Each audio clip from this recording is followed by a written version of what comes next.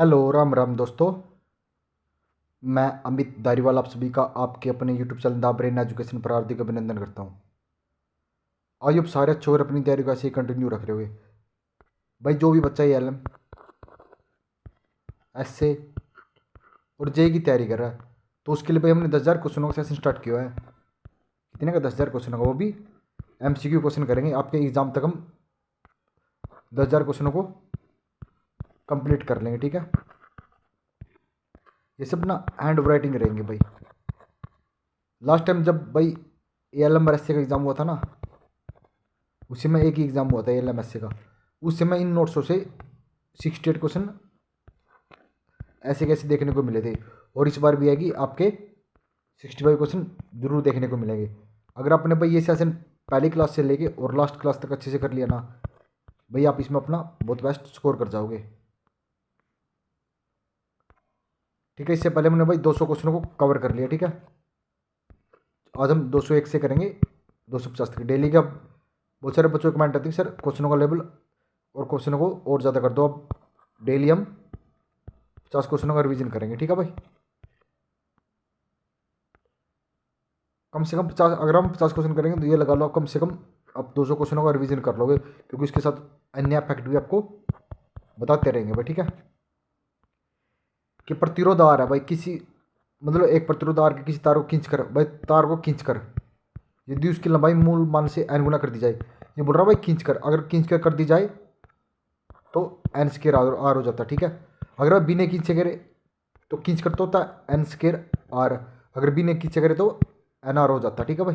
ये दोनों फैक्ट आप अच्छे से याद कर लेना भाई। जब कोई विद्युत परिपथ विस्तृत परिपथ हो तो वोल्टता होती है भाई, जब कोई विद्युत परिपथ विस्तृत हो जाए तो उसकी वोल्टता अधिकतम हो जाती है, ठीक है। विस्तृत मतलब शॉर्ट हो जाए, ठीक है। शॉर्ट में तो भाई आई तो हो जाती है 0 और रेजिस्टेंस प्रतिरोध कितना हो जाता है तो वो इन्फिनिटी हो जाता है, ठीक है।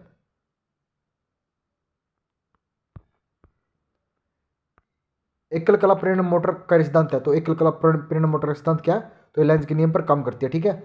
तो इसको डिनोट करते हैं N बराबर -N d∅/dt, इसका सूत्र होता है। ये चीज़ आप अच्छे से नोट कर लेना। जूल का नियम होता है H बराबर I²RT के होता है, ठीक है भाई। एकल फेज प्रेरण मोटर 0.6 लैग पर काम करती है भाई, मोस्ट इंपॉर्टेंट 0.6 लैग पर ये काम करती है। सिंगल फेज इंडक्शन मोटर में स्टार्टिंग वायरिंग और रनिंग वायरिंग के बीच विद्युत कोण होता है भाई। सिंगल फेज इंडक्शन मोटर में स्टार्टिंग और रनिंग वायरिंग के बीच कितना होता है? विद्युत कोण 90 डिग्री होता है, जिसके कारण ये सेल्फ स्टार्ट होती है भाई। सिंगल फेज मोटर में स्थानांतर का मुख्य कार्य है, तो इसको होता है फेज विभाग को विभाजित करने के लिए, ठीक है। सिंगल फेज में स्थानांतर का कार्य होता है फेज को विभाजित करने के लिए, ठीक है भाई। ये होगा IS, ये होगा IR, इसके बीच में क्या होता है 90 डिग्री का ये एंगल बनाती है, ठीक है। वाटर कूलर में भाई, वाटर कूलर में होती है कैपेसिटर स्टार मोटर, ठीक है। और स्थायी कैपेसिटर में होता है, सीलिंग फैज में क्या होता है? स्थायी कैपेसिटर होता है, ठीक है। विद्युत पंखे में कैपेसिटर लगाने का उद्देश्य है फेज अंतर पैदा करना। भाई क्या होता है? फेज अंतर पैदा करना। घरेलू पंखे में सामान्य तौर पर मोटर उपयोग होती है, तो घरेलू पंखे में होती है एकल फेज इंडक्शन मोटर होती है भाई प्रयोग, ठीक है। पूर्ण बार पर खालिस्तान प्रेरणी मोटर में प्रचलन का उच्चतम शक्ति गुणांक होता है, तो ये होता है स्थानांतर चाल प्रकार का, ठीक है।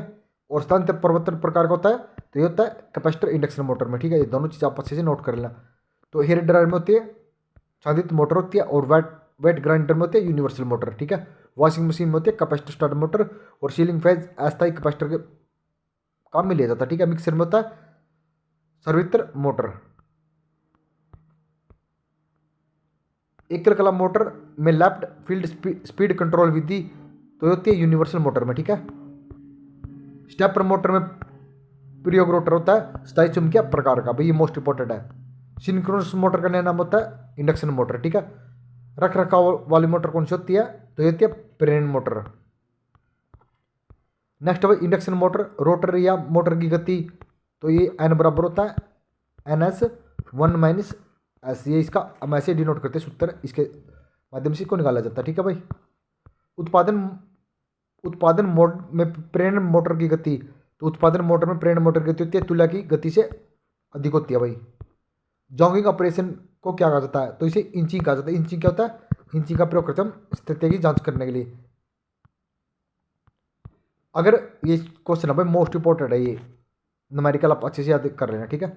अगर भाई क्या है +2 क्या और -5 क्या होगा, चार्ज वाले दो चार्ज है, तो पिंडों का संपर्क ज्ञात करना भाई। एक तो है भाई चार्ज कौन सा +2 का, और एक होता है -5Q, ठीक है। तो इसका सूत्र होता है भाई Q2 बराबर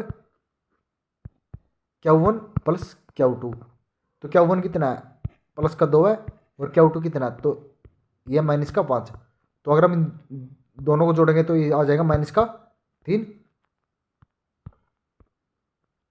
आवेशिक योज्य राशि होती है, आवेशिक क्वांटीकृत राशि होती है, आवेशिक संरक्षित राशि होती है। तीनों अच्छे से नोट कर लेना भाई। विद्युत आवेश की इकाई होती है, विद्युत आवेश किसकी इकाई होती है, तो कूलाम की होती है। आवेश का मात्रक होता है, अगर SI या एम में पूछे तो कूलाम होता है, अगर CGS में पूछे तो ESU इलेक्ट्रोस्टैटिक यूनिट है भाई, ठीक है। भैया आपको ये क्वेश्चन समझ में तो आ रहे होंगे, अगर आपको समझ में आ रहे हैं तो जरूर कमेंट करना भाई, ठीक है। अगर आपने भाई इस क्लास की PDF चाहिए तो उसके लिए आपने क्या करना पड़ेगा, द ब्रेन एजुकेशन के टेलीग्राम चैनल को ज्वाइन करना पड़ेगा, ठीक है। वहाँ पर आपको डेली की क्लास की PDF मिल जाएगी, ठीक है। एक कूलाम बराबर होता है 3 × 10 की शक्ति -ESU इलेक्ट्रो। अगर एक ESU पूछे तो वो होता है 333 × 10 की शक्ति -10 कूलाम के बराबर होता है। एम्पियर धारा की इकाई, वाट है शक्ति की, वोल्ट है विभव की इकाई। कूलाम बल तथा गुरुत्वाकर्षण बल समान का पालन करते हैं, तो भाई कूलाम बल और गुरुत्वाकर्षण व्युत्क्रम वर्ग के नियम का पालन करते हैं भाई दोनों। तो कूलाम का नियम होता है F बराबर Q1 Q2 बटा R² के, ठीक है। और F समान होती है 1 बटा R² के, ठीक है। अगर पूछे भाई गुरुत्वाकर्षण तो F बराबर Gm1 × m2 बटा R², और इसमें भी F समानुपाती होता है 1 बटा R², ठीक है। कूलाम का नियम केवल बिंदु आवेश पर लागू होता है भाई, गुरुत्वाकर्षण बल पिंड के आकार पर निर्भर करता है भाई। तो गुरुत्वीय त्वरण होता है G बराबर होता है 9.81 मीटर/सेकंड के, ठीक है भाई। एटॉमिक संरचना होती है, प्रोटॉन धनावेश होता है, इलेक्ट्रॉन ऋणावेश होता है, और न्यूट्रॉन पर कोई आवेश नहीं होता, वो उदासीन रहता है, ठीक है। आवेश का मान होता है 1.6 × 10⁻⁻19 कूलाम। चालक में विद्युत धारा का प्रभाव होता है इलेक्ट्रॉन के कारण। किसके कारण होता है चालक में विद्युत धारा का प्रभाव, तो ये होता है इलेक्ट्रॉन के कारण।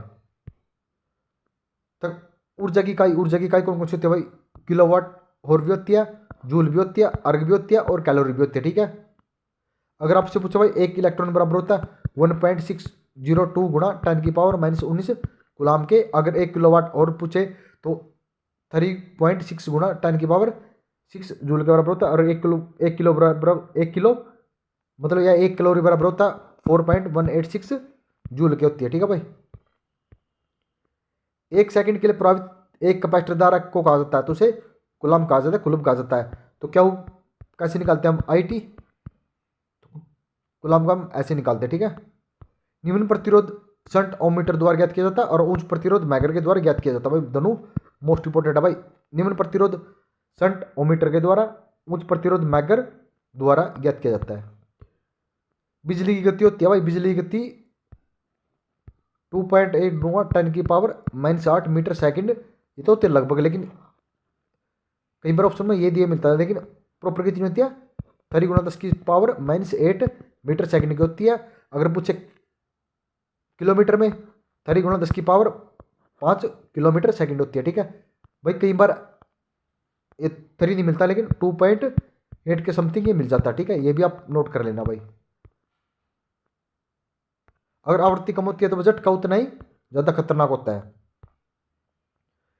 यूरेनियम का परमाणु क्रमांक होता है 92, कॉपर का होता है 29, सिलिकॉन का होता है 14, और जर्मेनियम का होता है 32। ये चीज़ आप अच्छे से नोट कर लेना। बिंदु से 2 मिनट में 240 कूलाम विद्युत प्रवाहित होती है, तो धारा का परिकलन ज्ञात करना भाई। तो I बराबर कितना होता है Q बटा T के, ठीक है। तो इसमें Q कितना, क्या हुआ 240 कूलाम के, और समय कितना है 2 मिनट का, ठीक है। तो ये आ जाएगा 2 × 10, ठीक है। तो अगर हम इसे 0 से 0 कट गई ठीक है। अगर हम इसको हम काटेंगे तो लगभग ये 2 एम्पियर के इसका आंसर आपको देखने को मिलेगा। ठीक है, ठीक है भाई, 240 बटा 2 गुणा 60 के। ठीक है, तो यहाँ पे 60 है भाई, क्योंकि 60 सेकंड दिया हुआ है ना, समय को हम सेकंड में लेते हैं ना, तो ये ऐसे कट गया, 12 हो गया ना, ये तो आ गया 12, 2 6 दूनी 12 और 12 दूनी 24 बराबर 2 एम्पियर इसका आंसर आ जाएगा भाई। इंडक्शन में करंट क्या था, क्या करता है, तो इंडक्टर में करंट क्या करता है, इलेक्ट्रॉन का प्रवाह करता है भाई, सॉरी, कंडक्टर में करंट इलेक्ट्रॉन का प्रवाह के कारण होता है। ठीक है, प्रकाश की वह प्रणाली जो स्विच लागू करने के लिए तुरंत बाद चालू हो जाती है, तो वो होती है तत्काल प्रभाव। ठीक है, आग बुझाने की मशीनों का रंगीन बैंड होता है जिसमें कार्बन डाइऑक्साइड को दर्शाया, कार्बन डाइऑक्साइड को काले रंग से हम डिनोट करते हैं। ठीक है भाई, पेट्रोल तार पैट जैसी ज्वलनशील होती है, तो ये बी श्रेणी में आती है। अगर पूछे डी में आती है धात्विक आग भाई। ठीक है, वेट केमिकल फायर एक्सटिंग्विशर का इस्तेमाल मुख्य तत्व इसमें होता है वेट केमिकल में पोटेशियम का। ठीक है, चेतावनी चिन्ह का बॉर्डर काला बॉर्डर होता है भाई इसका, तो और पीला पृष्ठभूमि और प्रतीक होता है। ठीक है, ए श्रेणी में आते हैं जाग टाइप के अग्निशामक आते हैं भाई। ठीक है, तत्काल जीवन रक्षण प्रक्रिया तो प्राथमिक चिकित्सा, गोल्डन आवर्स होता है घटना के बाद के, मतलब कोई घटना होगी उसके तुरंत 30 मिनट होते हैं। ठीक है, घायल व्यक्ति का रक्त स्राव को कैसे रोके, गांव पर दबाव देकर। ठीक है भाई, प्लास्टिक कचरा बीन के लिए कलर कोड होता है, प्लास्टिक कचरा के लिए होता है हरा भाई, अगर पीछे पूछे हुआ पीला पीला होता है सामान्य के लिए। ठीक है, अगर लाल पूछे लाल होता है कांच के लिए, अगर पूछे नीला नीला होता है कागज के लिए। मशीन नट कसने के लिए स्टेपनर का इस्तेमाल किया जाता है, किसका, स्टेपनर का इस्तेमाल किया जाता है। स्विच की विशिष्टता, धारक क्षमता, वोल्टेज और स्विच के प्रभाव पर, ये तीनों इसके लिए आवश्यक है भाई। धात्विक चादरों को किनारे को मोड़कर जोड़ने की प्रक्रिया होती है स्विंगिंग प्रक्रिया। बाहरी बार में शामिल होते हैं स्क्वायर थ्रेड का इस्तेमाल वाले उपयोग किया जाता है। प्रणालिका में लंबाई चौड़ाई से बड़ी होनी चाहिए। ठीक है, बारिश के मौसम में जंग से बचाने के लिए औजार को ग्रीस लगा देना चाहिए। सक्रिय पिच, सक्रिय द्वारा एक गुण में त्यागी की गई दूरी सक्रिय पिच कहलाती है भाई। वायर गेज प्लेट का आकार होता है गोलाकार, क्या होता है, गोलाकार।